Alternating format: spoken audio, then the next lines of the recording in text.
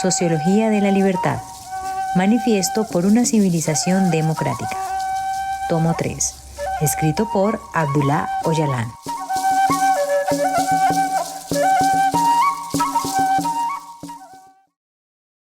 Capítulo 8.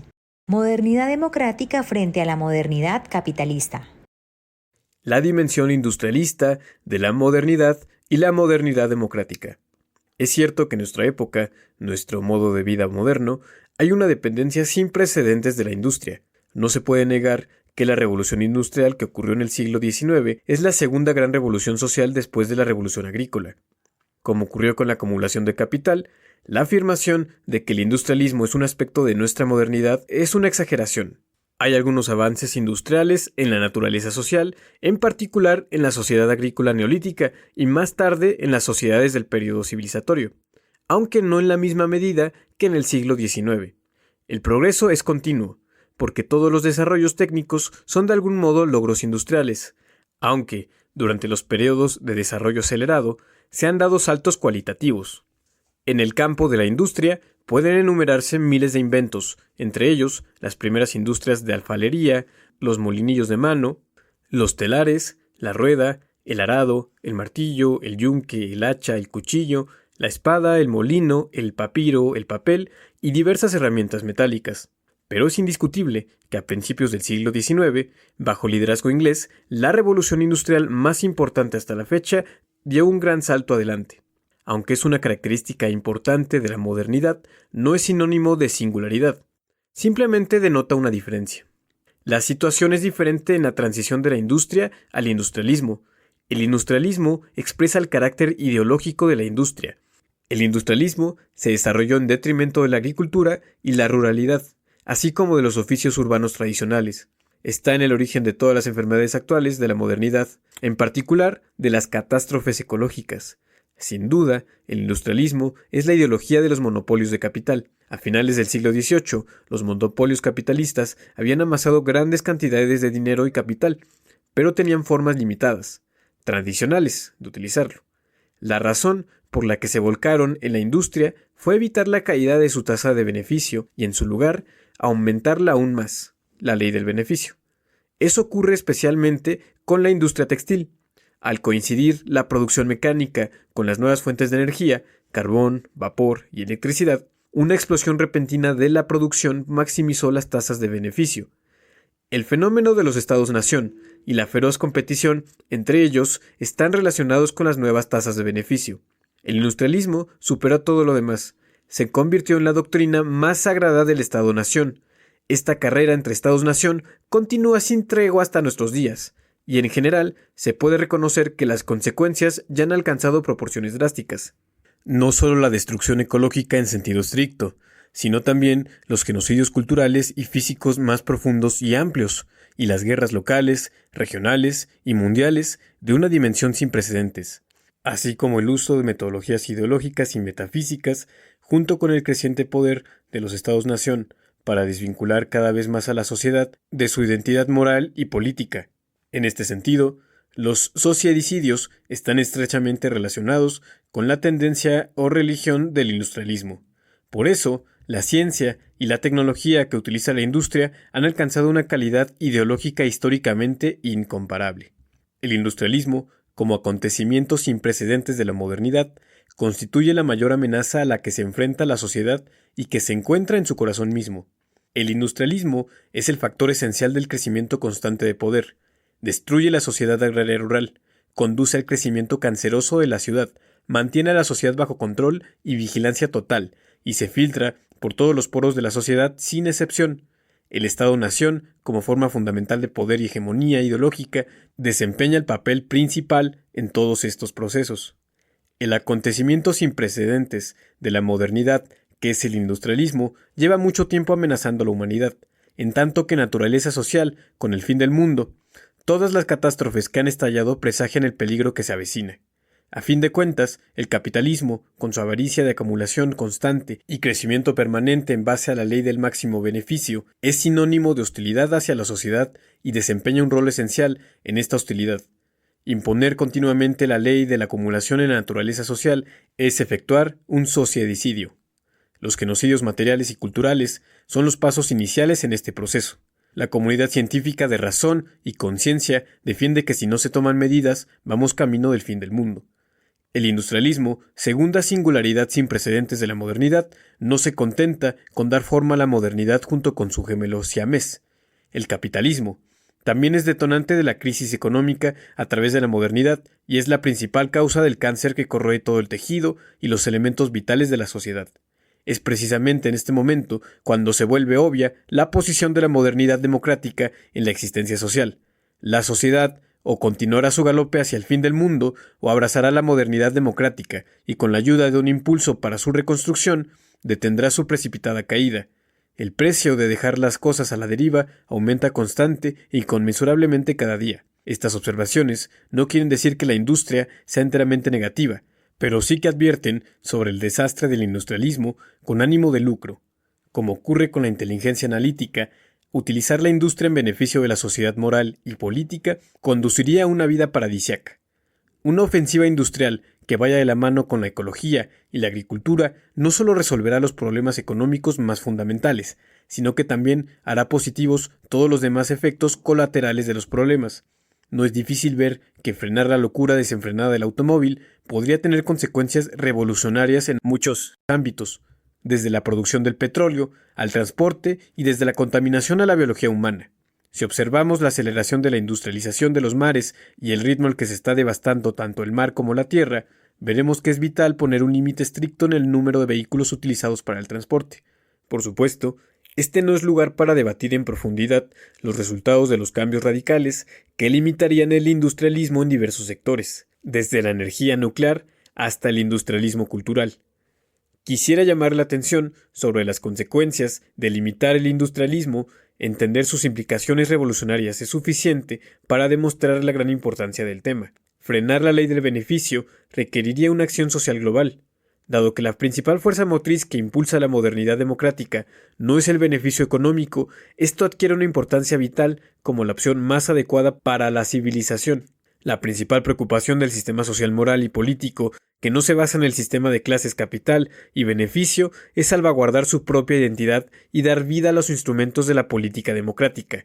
El liberalismo antepone el objetivo de ganancias ilimitadas y la pasión por el lucro al individuo. Constantemente propaga la idea de que la modernidad capitalista e industrialista es la única forma de vida posible. De manera similar a las religiones de la antigüedad, ve necesario consagrar su sistema, por así decirlo. El industrialismo cultural es la nueva forma de esta consagración sin límites. La lucha de clases económica, todos los tipos de lucha por el poder y los movimientos ecologistas y feministas solo podrán parar esta modernidad agigantada con una modernidad alternativa. 400 años de modernidad capitalista lo constatan. No hay que tener un doctorado en ciencias sociales para entender que la disolución del socialismo real fue el resultado de su incapacidad para desarrollar una modernidad alternativa. Si el socialismo real hubiera encontrado una solución para la cuestión del industrialismo, habría podido mantener su superioridad. Si en la lucha contra la hegemonía capitalista, que literalmente lo hizo todo para dar forma a la modernidad, todas las fuerzas con una línea socialista real y todo el resto de grupos opositores, utopistas, anarquistas, ecologistas, feministas y los movimientos de liberación nacional, hubieran determinado al menos un eje principal en su orientación teórica y práctica en la lucha por crear su propia modernidad, la que tenemos actualmente sería diferente. Su derrota común fue no preguntarse qué tipo de modernidad, y en respuesta seguir conjuntamente una línea teórica y práctica. Todas estas fuerzas y grupos estaban totalmente inmersas en el estilo de vida que dictaban el capitalismo y el industrialismo, y no veían ningún daño en este modo de vida. Lo que es aún más importante, en lugar de criticar el nacionalismo de Estado como parte de esa modernidad, lo aceptaron como la forma principal de su modo de vida. En esas circunstancias, se hace difícil y dudoso para la oposición, particularmente la de izquierda, presentar y alcanzar su promesa. Me asombra el eslogan «Otro mundo es posible», y el hecho de que se presente como si fuera un importante descubrimiento no hace sino reforzar mi asombro. Ahora que los grandes problemas de la modernidad estén al descubierto, el barco del sistema se está hundiendo y desmenuzando, e incluso la naturaleza se revela. Un eslogan así, presentado como un nuevo descubrimiento, me deja sin palabras. dado que los problemas y la locura, es decir, el modo de vida de la modernidad dominante, caracterizada por el capitalismo y el industrialismo, son evidentes, no deberíamos contentarnos con criticar los elementos de la modernidad democrática, sino cuestionar qué alternativas se pueden plantear y construir realmente. En el pasado, la religión, la filosofía, la enseñanza moral, la virtud y la sabiduría se desarrollaron en respuesta a los problemas de la modernidad en sus respectivas épocas. Si eran respuestas adecuadas o no es sujeto de debate. Lo importante es que nunca hubo una falta de esfuerzo en nombre de la sociedad moral y política. A la luz de estas experiencias, la modernidad democrática solo tiene sentido si se confronta a la modernidad capitalista, con análisis exhaustivos y respuestas a problemas concretos. Contrariamente a la creencia popular, la historia y el presente no son reinos gobernados de manera absoluta por las fuerzas de la civilización, aunque una masa de propaganda así lo afirme.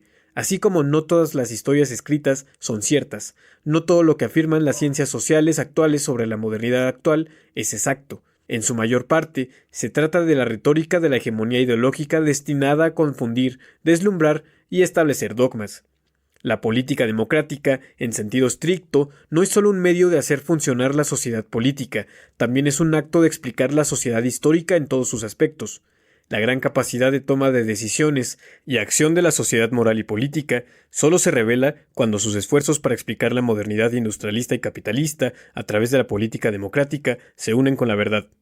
Solo entonces habrá una respuesta adecuada a la pregunta: ¿qué tipo de modernidad y de vida moderna? Los últimos 400 años de experiencia con la hegemonía capitalista prueban que ningún otro enfoque es capaz de producir respuestas adecuadas y prometedoras. La modernidad democrática sería una respuesta adecuada a esta experiencia histórica, tanto en el pensamiento como en la práctica. El Estado-Nación, la modernidad y el confederalismo democrático. La tercera y más importante discontinuidad de la modernidad, el Estado-Nación, es la forma que toma la acción del capitalismo para conquistar y colonizar la sociedad. Mientras que el liberalismo se presenta como la totalidad de los objetivos, la suma de ideas, el Estado-Nación representa la forma de poder fundamental, la conquista y colonización de mayor alcance que la sociedad haya experimentado jamás, tanto interna como externamente. No habría sido posible sin el modelo de Estado-Nación.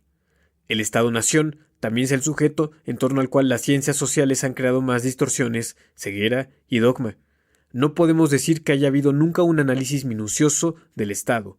Incluso Lenin, que era marxista, cuando se embarcó en una de las mayores revoluciones, en su análisis no consiguió liberar la cuestión del poder y el Estado de un pilar fundamental para la modernidad, el Estado-Nación. Y estoy incluso suavizándolo, ni siquiera pudo abstenerse de valorar la rápida transformación de los soviets, una organización de la sociedad democrática, en un Estado-Nación para consolidar la revolución, a pesar de las críticas. El Estado-Nación chino, actualmente de gran servicio para el capitalismo mundial, es un ejemplo en crecimiento del mismo planteamiento. Hay algo de verdad en lo que plantea Anthony Giddens sobre la singularidad del Estado-Nación. Sin embargo, su planteamiento no se adecúa a la fuerte dependencia de los Estados-Nación de los monopolios históricos del poder acumulativo. Traté de definir el Estado-Nación con detalle en los dos volúmenes previos. Aquí arrojaré luz sobre el Estado-Nación desde diferentes ángulos y ampliaré esta exposición con las conclusiones necesarias. Por encima de todo, el Estado-Nación debería considerarse la máxima forma de poder. Ninguna otra forma de Estado posee el mismo poder que el Estado-Nación. De hecho, quizás sea incluso más correcto decir nación-Estado. Esto es porque los estratos superiores de la clase media han participado cada vez más en el proceso de monopolización. No debemos olvidar que el Estado-Nación es el monopolio más completo y avanzado. Los monopolios comerciales, industriales y financieros se alían al máximo con el monopolio de poder a nivel del Estado-Nación. Es la unidad más avanzada de todos los monopolios. En este sentido, debemos considerar que el monopolio ideológico es inseparable del monopolio de poder. Uno de los ámbitos en que las ciencias sociales han sido más engañosas es en relación a los monopolios. Conceden gran importancia al posicionamiento de los aparatos de poder como algo diferenciado de las instituciones supraeconómicas, es decir, los monopolios comerciales, industriales y financieros. Quieren presentar el poder, en general, y el Estado, en particular, como si fueran independientes del monopolio. Esto es uno de los puntos esenciales que ha paralizado las ciencias sociales. La diferencia entre los monopolios supraeconómicos y los monopolios de poder se explica mejor con la división del trabajo. Aparte de eso, constituyen sin duda una totalidad histórica. En este punto debo citar una frase de Fernand Braudel, que me parece impresionante. Braudel afirma: el poder, al igual que el capital, puede acumularse. Podría parecer que ha captado la totalidad de ambos elementos. En cualquier caso, es sabio y ha iluminado el tema de muchas maneras. Pero el poder no se acumula como el capital, sino más aún. El poder es la forma de capital más homogénea, refinada y que más se ha acumulado a lo largo de la historia. Reitero, el poder es la forma de capital más homogénea, refinada y que más se ha acumulado a lo largo de la historia. Otros capitales supraeconómicos se acumulan de distintas maneras, cambian de propietario y se organizan. Todos se pueden considerar monopolios, porque todos son supraeconómicos. La confiscación de valores sociales y, en particular, de plusvalías sociales, conforman su carácter. En resumen, ya sea en forma de impuestos, de beneficios de las empresas o de saqueo a cara descubierta, todas estas extracciones de la sociedad tienen un carácter monopolístico. Por eso, el término monopolio es apropiado y debería entenderse bien. La peculiaridad histórica del Estado-nación es su capacidad para unir en sí todos estos monopolios de forma cohesionada. El Estado-nación es la totalidad suprema del capital, y esa es la razón de su fuerza. En consecuencia, es también el instrumento más efectivo de la acumulación de capital. Después de 70 años, fue por sorpresa que el partido bolchevique se reveló como una totalidad de capital. Sin embargo, si observamos la cuestión desde la perspectiva de nuestro análisis del Estado-nación, la situación cobra sentido. El Estado-nación es la organización más directa y típica del capital como Estado. Con el Estado-nación no es posible organizar el socialismo, sino en el mejor de los casos, el capitalismo en estado puro. Es tan posible que el Estado-nación sea socialista o considerarlo socialista como lo es convertir una mula en un caballo. Sin embargo, no podemos explicar la singularidad del Estado-nación separándolo de las formas históricas del Estado, por muy desarrollado que está en comparación con las formas históricas anteriores del Estado. Lo decisivo es la acumulación histórica de poder. Echemos un vistazo a Inglaterra, el primer país que organizó el Estado-nación. A principios del siglo XVI, Inglaterra estaba sometida al poder de España, Francia y los grupos normandos. Si no era capaz de organizarse como Estado-nación, su liquidación iba a ser inminente. Inglaterra era un reino, iban surgiendo y cayendo dinastías, una tras otra. Su economía se basó en las migraciones procedentes de Europa desde el Neolítico. Pero lo que la diferenciaba de otros países europeos era que se trataba de una isla. Construyó su Estado-nación en base a estas condiciones históricas concretas. La historia muestra claramente cómo el aumento de la potencia de la libra esterlina fue acompañado por el endeudamiento y la monopolización máxima de la economía. Es bien sabido que Inglaterra recurrió a la revolución industrial para dar un salto hegemónico. Así pues, sin el contexto de la historia inglesa, en particular de la historia dinástica, aunque sin ser en sí mismo dinástico, el Estado-nación inglés no habría podido fundarse, habría sido impensable. Las dinastías representan la forma de Estado más duradera y completa de la historia, y por eso Inglaterra aún no ha abandonado el prestigio de la dinastía. Las democracias y las repúblicas han sido mucho más limitadas. Los imperios son una forma de Estado completamente diferente, sin la acumulación de poder a medida que los monopolios se filtraban a lo largo de miles de años. Los estados en general y los estados-nación en particular no habrían sido posibles. Aunque solo me he referido brevemente al vínculo entre el Estado-nación y las fuentes teológicas, se trata de una cuestión extremadamente importante. Carl Schmitt dilucidó otro aspecto de la realidad cuando afirmó que todos los conceptos políticos contemporáneos tienen su origen en la teología, la ciencia de Dios. Una mirada atenta desde el punto de vista de la sociología debería dejar bastante claro que la religión, y con ella la imagen de Dios, es la forma más antigua de identidad social. La religión y Dios no deben entenderse como identidades ficticias conscientes, sino como una necesidad de la era del pensamiento. La imaginación colectiva llevó a la sociedad a identificarse con los conceptos sagrados. La sociedad lo consideró como una manera de asegurar su supervivencia. Las raíces de la divinidad nacen en la sacralización de la existencia social. Con el tiempo, a medida que la divergencia entre poder y Estado y la sociedad iba creciendo, los atributos como la sacralidad y la divinidad fueron eliminados de la identidad colectiva de la sociedad en su conjunto y atribuidas a los dueños del poder y del Estado. La hegemonía ideológica desempeña un rol importante en este desarrollo. La noción de que el poder y el Estado son de origen divino abre el camino para que quienes estén en el poder y en el Estado afirmen su santidad y divinidad. A partir de ahí, llegar a conceptos de Dios Rey y Dios Estado no es tan difícil. A su debido tiempo le seguirán los conceptos de mensajero de Dios y sombra de Dios. El Estado laico hace como si no tuviera nada que ver con este proceso, pero no es así. El laicismo era un principio básico de las logias masónicas, que rechazaban la influencia de la Iglesia, así que en gran medida debe su existencia a erigirse como antítesis del principio espiritual. Debemos subrayar que el laicismo no es tan secular y terrenal como se piensa, ni la espiritualidad es tan sobrenatural o está centrada en el más allá. Ambos conceptos son terrenales y sociales. La gran diferencia que se percibe entre ambos radica en los dogmas ideológicos. Por tanto, es de esperar que la noción del origen divino del poder y del Estado, presente en todos los tiempos, se refleje también en nuestra época. Es impensable que el Estado de hoy no se vea afectado por ello. El término fue tomando forma a lo largo de la historia. Los conceptos de poder laico y Estado son contradictorios y dudosos. El Estado-nación está repleto de más conceptos de carácter divino de lo que reconocemos. Es sujeto de más ceremonias de consagración que todo lo precedente.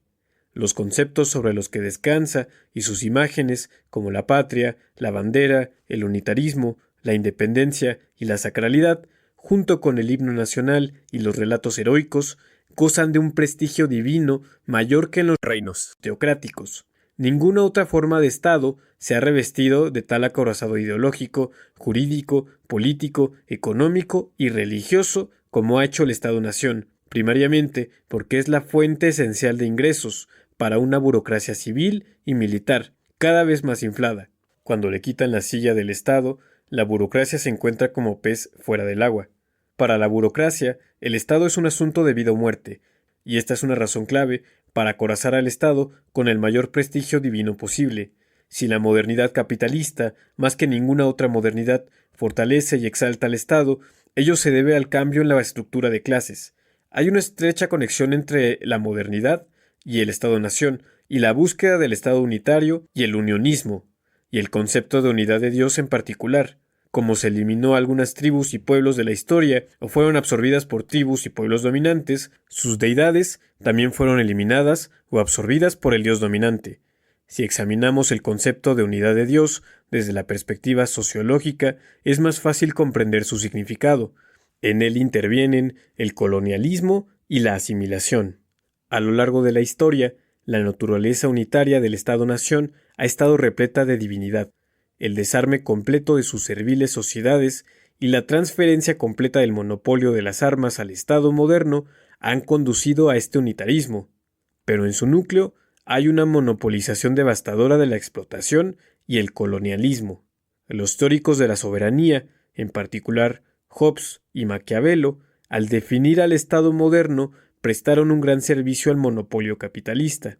La concentración de todas las formas en una estructura monista en nombre de la paz social condujo a un debilitamiento político de la sociedad sin precedentes y, por tanto, a una privación de su existencia económica íntegra. Puesto que el poder y el Estado actuarán como un monopolio, no hay valor social del que no puedan apropiarse. Dado que las fuerzas armadas se concentran en sus manos, darán forma a la sociedad a su antojo y eliminarán todo lo indeseable. De hecho, así es como ha evolucionado la historia, incluidos los impensables genocidios. El Estado-nación es el denominador común de todos los monopolios y no se contenta con erigirse sobre el robo, la conquista y la colonización de la cultura material, sino que también tiene un papel decisivo en la asimilación de la cultura inmaterial. En nombre de la cultura nacional, se suele otorgar carácter oficial a las normas culturales de una etnia o comunidad religiosa dominante, y se declaran la guerra al resto de entidades culturales, blandiendo el argumento de que son perjudiciales para la unidad nacional. Se eliminan por la fuerza o mediante incentivos materiales todas las religiones, etnias, pueblos, naciones, lenguas y culturas que han preservado su existencia durante miles de años. Las lenguas, las religiones, las confesiones, las tribus étnicas y asirets, junto con pueblos y naciones, han sido víctimas de estas políticas. o, mejor dicho, de estos genocidios. Los genocidios materiales, aniquilación física, son solo una gota en el mar en comparación con el océano del genocidio inmaterial. Los valores lingüísticos y culturales, filtrados a través de miles de años, se sacrifican junto a los grupos portadores en un acto de locura consagrado al acto de crear la unidad nacional. El concepto de patria, del Estado-nación, es mucho más problemático. Los territorios que se ponen bajo dominación del Estado, sea como sea que se consiga esto, se retratan simbólicamente como patria santa, pero estas patrias se han convertido en realidad en propiedad común de alianzas monopolistas. El sistema que construyeron es una forma de colonización más profunda que la experimentada en colonias anteriores. Mientras que en el pasado había un solo tipo de colonialismo para un país determinado, actualmente hay tantos tipos de colonialismo como número de monopolios que el Estado-nación moderno instaura sobre su patria santa. Así como se desarmó a los pueblos colonizados, a los pueblos de la patria santa se les desarma e inhabilita su resistencia ante cualquier forma de explotación. Su trabajo en particular, pero también su cultura material e inmaterial, son sujeto de una explotación a varios niveles. No hay otro modo de satisfacer el crecimiento canceroso de los monopolios de la burocracia. La diplomacia del Estado-nación se crea para asegurar la coordinación con los monopolios externos, los otros Estados-nación, y para ocuparse de los asuntos del sistema mundial de Estados-nación. Dada la lógica del sistema capitalista mundial, si un Estado-nación no es reconocido por los demás Estados-nación, no podrá existir siquiera 24 horas. Sin el consentimiento del poder hegemónico, un Estado-nación no puede existir permanentemente. Todas sus historias se registran en el libro del hegemón. Quienes incumplan las normas correrán la misma suerte que Saddam o serán abocados a la bancarrota, y serán derrocados por las sanciones. Se asume que todo Estado-nación se hace consciente, durante su fundación o poco después, de que sin permiso del poder hegemónico su existencia no será permanente. Ni siquiera la Unión Soviética y China fueron excepción de esta regla. Otro rasgo fundamental del Estado-nación es que, por motivos obvios, su estructura no está abierta a formaciones políticas plurales o diversas. Supondrían un obstáculo para la explotación monopolística dentro de las fronteras dadas. Si la sociedad moral y política está constituida por diversas estructuras políticas, especialmente estructuras políticas democráticas, el área de dominación de los monopolistas se reducirá considerablemente. Por ese motivo, se acuñaron términos como la indivisibilidad de la soberanía, la integridad del territorio nacional o la estructura unitaria. La intención no es compartir el valor del país con sus pueblos y grupos sociales. De hecho, esta cuestión desempeña un papel fundamental en la destrucción de la cultura inmaterial. Aunque el pluralismo político y democrático es el mejor régimen tanto para la libertad como para la igualdad en la diversidad, cualquier acto para conseguirlo se presenta como peligroso e ilegal, porque pone en peligro la integridad del país y su régimen. A través de la identidad nacionalista, que tan a menudo utiliza el Estado-nación, este se ha convertido quizá en el mayor representante colaboracionista del poder hegemónico de todos los tiempos. Bajo una apariencia nacionalista, este es el más leal colaborador del sistema capitalista mundial. Ninguna otra institución es tan dependiente como lo es el Estado-nación del poder central del capitalismo global, ni es simultáneamente tan lacayo de éste. Tal carácter es la razón del colonialismo interno. Cuanto más nacionalista es el comportamiento del Estado-nación, más le sirve al poder hegemónico del sistema mundial. Pensar que el Estado-nación, preparado, configurado y sistematizado con precisión por la potencia hegemónica durante 400 años, actúa en interés de la nación es no haber entendido nada de las terribles luchas de poder hegemónico del sistema mundial. Al analizar el concepto de Estado-nación, es importante no confundirlo con otras cuestiones para no llegar a conclusiones erróneas. Primero, es necesario hacer una definición precisa del concepto de Estado-nación. A lo largo de la historia, los estados, por lo general, se han definido y presentado como organizaciones limitadas a sus miembros. Tenían que ser aceptados como estados, de cuadros, convenciéndose, alabándose, ennobleciéndose e incluso divinizándose mutuamente. Este planteamiento cambió con la aparición del Estado-nación. A partir de entonces, tenían que presentarse como algo que abarcara la grandeza, la sublimidad y la sacralidad del Dios Estado-nación, y no solo a los cuadros del Estado, sino también a cada individuo de la sociedad, la llamada ciudadanía, sus súbditos. la sociedad al completo absorbida por el Estado-nación. Esto equivale a confinarse en una jaula de hierro. Hasta que no comprendamos este hecho, no podremos entender el Estado-nación o la modernidad. Una de las dificultades principales a la hora de entender el Estado-nación correctamente es que siempre se debate en el contexto de la república y la democracia.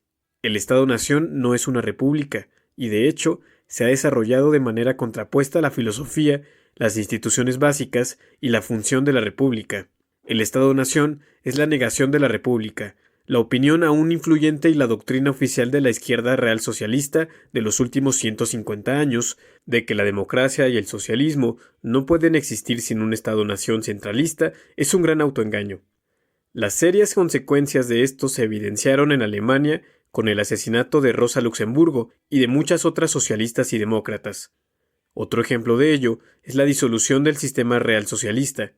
Ningún otro autoengaño ha hecho tanto daño al socialismo y a la democracia. La república y la democracia solo se pueden alcanzar su verdadero significado a través de las estructuras políticas plurales y democráticas que se opongan al monopolio del Estado-nación. Solo entonces podrá realizarse un patriotismo significativo y una vida de unidad en la diversidad a través de un régimen republicano pluralista democrático. En las condiciones actuales, a medida que los monopolios del capital financiero mundial compiten por la hegemonía, observamos sus intentos de reestructurar los antiguos estados-nación. Esta tendencia del neoliberalismo es comprensible, aun si se enmascara con otros objetivos, especialmente la engañosa máscara de la democracia. En muchos aspectos, el monopolio nacional no puede competir con el monopolio global, pues no puede cumplir los requisitos de las políticas globales y no puede aplicarlas con la suficiente rapidez. Por eso, lleva al conjunto del sistema al estancamiento. Los intentos de reestructuración no están dirigidos a liquidar al Estado-nación, sino a subordinarlo a las demandas del nuevo capital financiero hegemónico mundial. El Estado-nación no teme utilizar formas ideológicas entrelazadas entre ellas y eclécticas al servicio de la hegemonía ideológica, y eso ha ido penetrando en la sociedad. A la forma ideológica básica del Estado-nación, el nacionalismo, se le ha dado una esencia totalmente religiosa. Así como el Estado-nación pertenece al modernismo capitalista, el nacionalismo es una religión de la modernidad y se construyó como la religión social de la filosofía positivista. Debemos pensar en el patriotismo como expresión de la naturaleza social, en contraposición a la sociedad nacionalista. En este sentido, el nacionalismo es la ideología más contraria a la nación. El nacionalismo proporciona un servicio sin parangón a los monopolios explotadores al colocar la nación, que es un fenómeno democrático, bajo la hegemonía ideológica del capitalismo. Convierte a toda la nación en propiedad común y en colonia de la alianza monopolista, monopolios comerciales, industriales, financieros y de poder. El nacionalismo en particular cumple esta función bajo la guisa de una religión positivista y nacionalista. Aunque puede parecer contradictorio, el nacionalismo como religión del Estado-nación se manifiesta a través de dos fenómenos que son básicamente lo mismo. El primero es la divinidad del Estado unitario. Dentro del marco de la nación es el Dios único e incuestionable. En el ámbito internacional, esta forma de Dios se expresa como superhegemón. El presidente de Estados Unidos, el superhegemón George W. Bush, afirmando «me impulsa la misión de Dios», lo demuestra. Y aunque estaban dirigidas a Napoleón y a Francia, se podría decir en palabras de Hegel que el superhegemón es la marcha de Dios en la tierra. En segundo lugar, cada Estado-nación deificado es un ídolo nacional del superhegemón. Así pues, la multiplicación del Estado-nación no significa que esta unidad se fragmente y que se produzca una transición hacia un sistema politeísta. Es más bien la multiplicación de los ídolos. La fuente de esto, en filosofía, es el positivismo. La segunda ideología ecléctica más importante del Estado-nación es el cientificismo positivista. Es la fuente ideológica más cercana al nacionalismo. Se fomentan mutuamente. Su fundador, Auguste Comte, quiso diseñar explícitamente el positivismo a modo de religión laica y universal. El positivismo no se mantuvo tan bien como el marxismo, pero aún así sigue siendo la religión fundamental del laicismo. Nietzsche dio en el clavo cuando analizó que el positivismo, que clama ser lo opuesto de la metafísica, no es más que la forma más vulgar de la metafísica. Como una de las variantes ideológicas favoritas de la modernidad, se ha convertido en la ideología hegemónica que distorsiona, opaca e idolatra las ciencias sociales. El positivismo como ciencia, entonces llamado cientificismo, es una vulgar filosofía de los fenómenos. Un fenómeno es una parte visible de la realidad, Sin embargo, en el positivismo el fenómeno es la realidad misma. Por tanto, si algo no es un fenómeno, no es una realidad. Por otro lado, sabemos por la física cuántica, la astronomía y la biología, e incluso de la propia substancia del pensamiento, que la mayor parte de la realidad ocurre en mundos que no pueden ser vistos a simple vista. En la relación entre aquello observado y quien observa, la realidad, la verdad, ha asumido un carácter altamente misterioso, que elude la mensurabilidad y la descripción físicas. El positivismo que niega su profundidad se parece mucho a la idolatría, paganismo de la antigüedad. El ídolo, que aparece como un fenómeno, refleja el vínculo común entre el paganismo y el positivismo. Por lo tanto, todos los cerebros lavados por la religión del nacionalismo en el Estado-nación ven el mundo como si consistiera de simples fenómenos y lo perciben como una especie de culto. La obsesión de la sociedad de consumo por el objeto es el culto en sí mismo. La formación de la sociedad de consumo como producto del entorno del Estado-nación es muy importante y fácil de comprender. Por un lado, esto significa que todos los individuos de la sociedad son prisioneros de la mercancía. En el Estado-nación y en la sociedad del consumo, la mercancía se ha convertido en un ídolo y consumidores extremos y, como tal, ofrecen la posibilidad de un beneficio extremo. Por otro lado, una sociedad que es prisionera del consumismo y que se ha puesto una especie de barniz religioso se convierte en la sociedad más obediente, asimilada y fácil de gobernar. La sociedad que ha caído presa de una terrible mentalidad nacionalista expresa muy claramente esta verdad. La tercera estructura ideológica importante es el sexismo social. El sexismo ha sido el arma más utilizada por los sistemas de civilización contra la sociedad moral y política a lo largo de la historia. La colonización de las mujeres, un excelente ejemplo en el relato histórico, tiene varios propósitos. Las mujeres producen descendencia, son mano de obra no remunerada, hacen el trabajo más difícil y son las esclavas más obedientes. Permanentemente son objeto de deseo sexual y un medio de publicidad. Las mujeres son la mercancía más valiosa. De hecho, podríamos decir que las mujeres son la mercancía reina. Como constante instrumento de violación, son como una fábrica de producción del poder y la potencia de los hombres. Son como piezas de joyería con belleza y voces que sostienen inmaterialmente la sociedad de dominación masculina. Las mujeres nunca han caído tan abajo en todos los aspectos de la sociedad masculina como en el marco de las estructuras del Estado-nación. Las mujeres, con la imagen de diosas en la sociedad del Estado-nación, la concepción común o identidad de mujeres, aparecen como objetos de culto, pero aquí el atributo diosa equivale a la más profunda humillación y es propio de burdeles. Las mujeres, siendo este tipo de diosas, han sido gravemente insultadas y completamente humilladas. El sexismo en la sociedad del Estado-nación dota a los hombres del máximo poder. Todos los hombres dominantes se significan el acto sexual en sus cabezas con expresiones como he acabado con la puta o terminé. Además, a través de las mujeres se transforma la sociedad en una profunda colonia.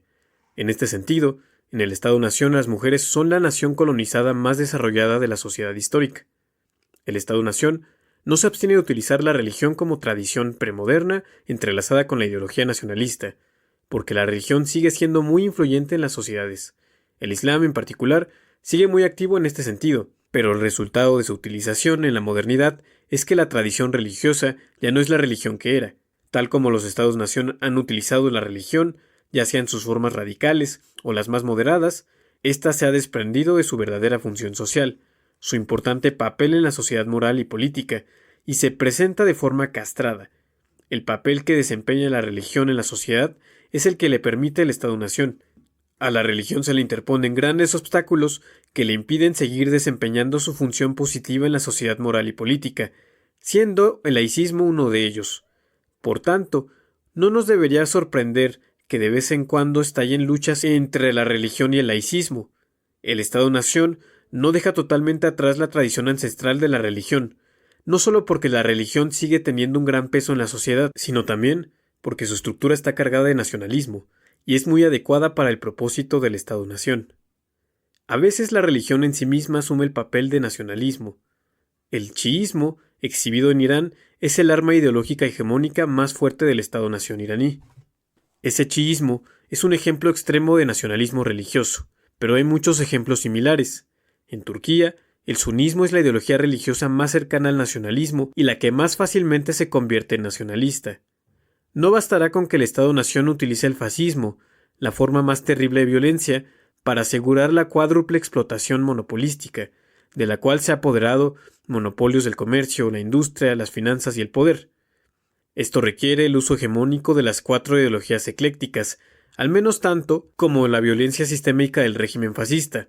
El régimen fascista no puede mantenerse sin hegemonía ideológica. La modernidad democrática reacciona contra la homogenización, uniformización del rebaño y la sociedad de masas que el Estado-nación moderno se esfuerza por conseguir mediante la adopción de un método universalista, lineal, progresivo y determinista, métodos cerrados a probabilidades y alternativas, con métodos pluralistas, probabilísticos, que están abiertos a alternativas y hacen visible la sociedad democrática. Desarrolla su alternativa a través de sus características ecológicas y feministas, abiertas a diversas estructuras políticas multiculturales y no monopolísticas, así como una estructura económica que satisface las necesidades sociales básicas y está controlada por la comunidad. La alternativa política de la modernidad democrática al Estado-nación de la modernidad capitalista es el confederalismo democrático. Podemos describir brevemente las características del confederalismo democrático. A. El confederalismo democrático está abierto a diferentes estructuras políticas de varios niveles. La complicada estructura de la sociedad contemporánea requiere diferentes estructuras políticas horizontales y verticales. Mantiene en equilibrio las estructuras políticas centrales, locales y regionales. Las estructuras políticas pluralistas son más adecuadas para encontrar las soluciones convenientes a los problemas sociales porque responden a condiciones específicas. Las culturas y las identidades étnicas y nacionales tienen un derecho natural a expresarse a través de estructuras políticas o, más bien, es un requisito de la sociedad moral y política que lo hagan. Está abierto a un acuerdo de principios con las tradiciones estatales, ya sea en forma de Estado-nación, o de república o de democracia burguesa. Pueden coexistir en base a una paz bien fundamentada.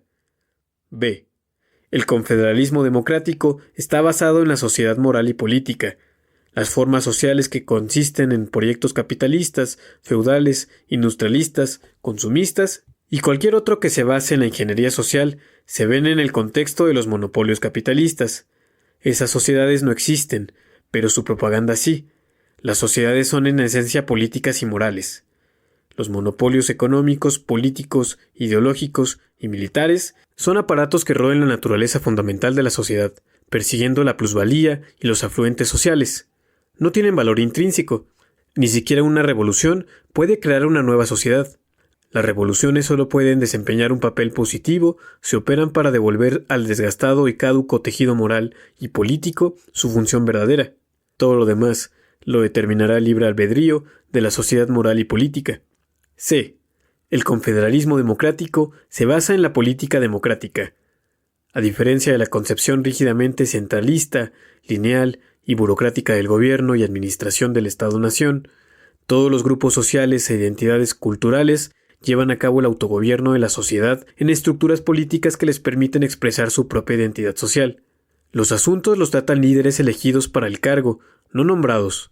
La clave es la capacidad de tomar decisiones a partir de debates y asambleas. No hay sitio para un liderazgo que actúa a su antojo.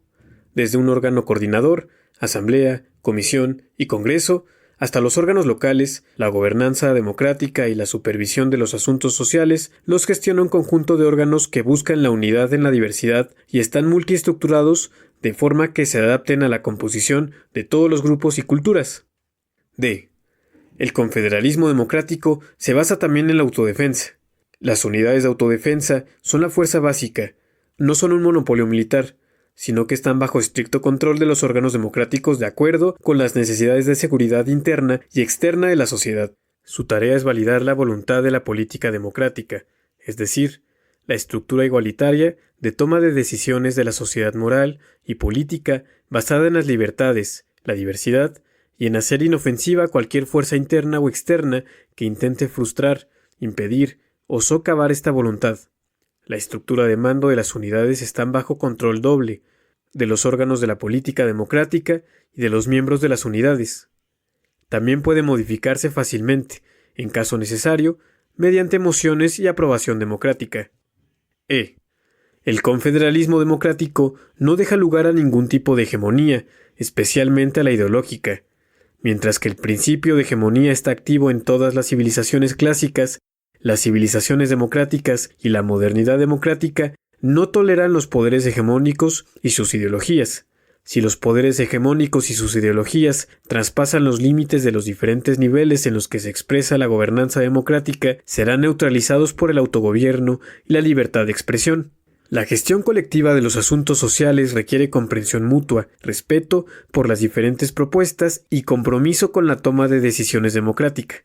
Mientras que los conceptos generales de gobernanza de la civilización clásica, la modernidad capitalista y el Estado-nación coinciden, hay grandes diferencias y contradicciones entre estos conceptos y los de la civilización democrática y la modernidad democrática. Estas diferencias y contradicciones son en esencia la gobernanza burocrática y arbitraria, por un lado, y el liderazgo moral democrático por otro.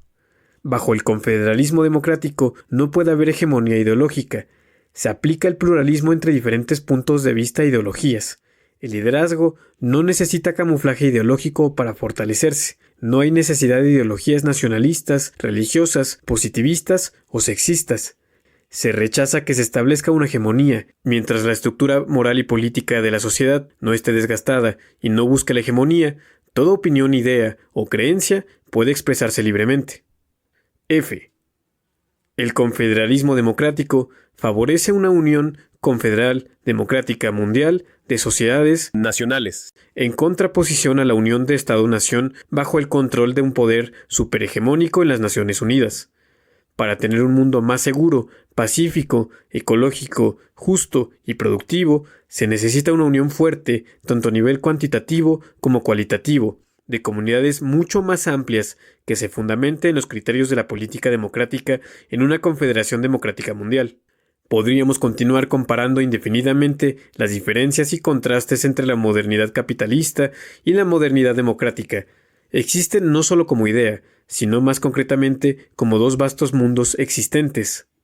Estos dos mundos, que a lo largo de la historia han luchado a veces sin piedad entre sí, como opuestos dialécticos, al tiempo que han vivido a menudo en paz, mantienen hoy una relación similar y tienen también contradicciones similares, a veces en conflicto y otras en paz. El resultado lo determinarán sin duda quienes, en la actual crisis sistémica y estructural, se decanten por lo bueno, lo verdadero y lo bello en las esferas intelectual, política y ética.